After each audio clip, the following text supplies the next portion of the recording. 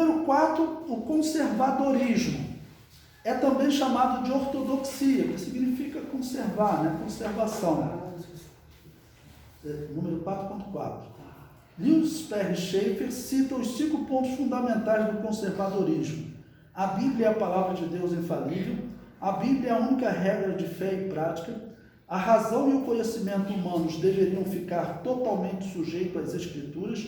E não há luz interior ou revelação adicional que jamais fosse dada além do que está contido na Bíblia. E nenhuma autoridade relativa à formação da verdade jamais foi concedida à igreja ou aos homens, além daquela concedida aos escritores do Novo Testamento. Por que isso? Principalmente pela Igreja Católica ter adotado a tradição como autoridade para poder determinar a doutrina, tá bom?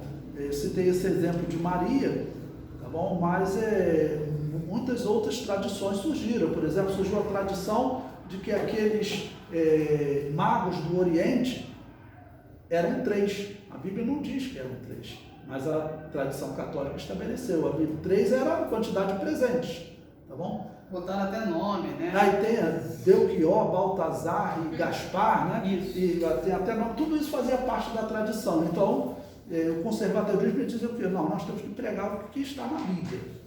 No instante, a igreja não tem autoridade, não, o Papa tem autoridade para estabelecer nova doutrina. Não tem. Nem o Papa, nem o pastor, nem o bispo, ninguém tem autoridade para estabelecer uma doutrina se não está na Bíblia.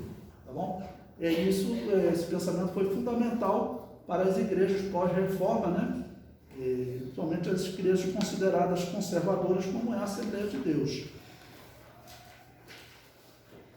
4.5, liberalismo.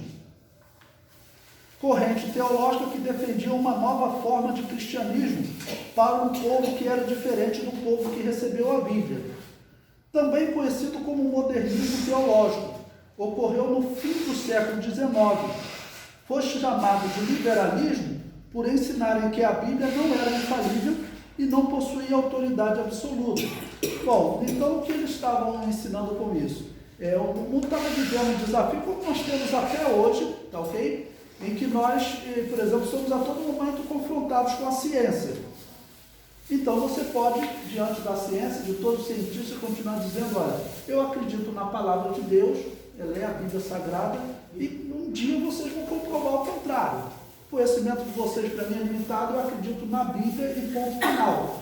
Mas alguns preferiam fazer o seguinte, não, essa parte aí da Bíblia, isso aí é uma ilustração, isso daí e esse negócio que a Bíblia é infalível, aí começaram, na verdade, a defender que a Bíblia era só uma ilustração.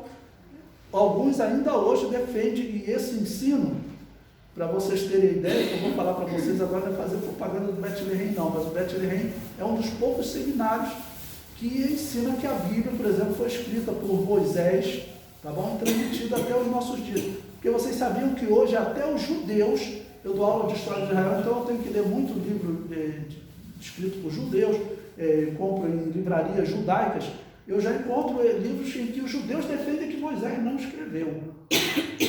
Que na verdade, 900 anos depois de Moisés é que foi escrito o que Deus teria entregue a Moisés. Eles pelo menos acreditam que Deus entregou a Moisés. Mas os teólogos liberais, eles dizem que Moisés nem existiu. Que Abraão não existiu.